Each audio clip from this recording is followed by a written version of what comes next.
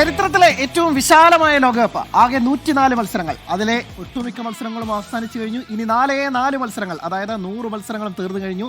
ഇനിയുള്ളത് 4 മത്സരങ്ങൾ. Semi final ചിത്രം തെളിഞ്ഞു കഴിഞ്ഞപ്പോൾ ഏതൊക്കെയാണ് ആ പോരാട്ടങ്ങളെന്ന് നമുക്കൊന്ന് ആദ്യം ഓടിച്ചു നോക്കാം.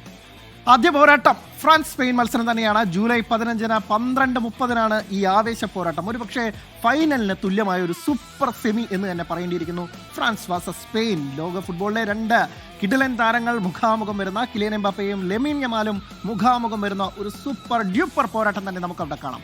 രണ്ടാം സെമിയിൽ ലോക ചാമ്പ്യന്മാരായ, നിലവിലെ ചാമ്പ്യന്മാരായ അർജന്റീന മുൻ ചാമ്പ്യന്മാരായ ഇംഗ്ലണ്ടിനെ നേരിടും. തൊട്ടടുത്ത ദിവസം ജൂലൈ 16 വ്യാഴാഴ്ച 12:30 ഈ മത്സരം നടക്കുന്നത്.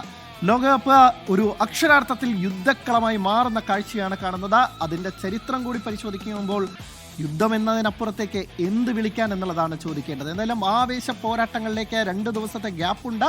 അതിനുശേഷമായിരിക്കും ബുധൻ വ്യാഴം ദിവസങ്ങളിലായിരിക്കും ഫുട്ബോൾ ലോകത്തെ ഏറ്റവും ആവേശ പോരാട്ടങ്ങൾ. അതിൻ്റെ ഒരു ആന്റി ക്ലൈമാക്സിലേക്ക് പോകുമ്പോൾ സൂപ്പർ ഡ്യൂപ്പർ ടീമുകൾ തമ്മിൽ ഏറ്റുമുട്ടുന്നത് ലോകകപ്പിന്റെ ആ ഒരു ചന്തം അത് ഒന്നുകൂടി വർദ്ധിപ്പിക്കുന്നു.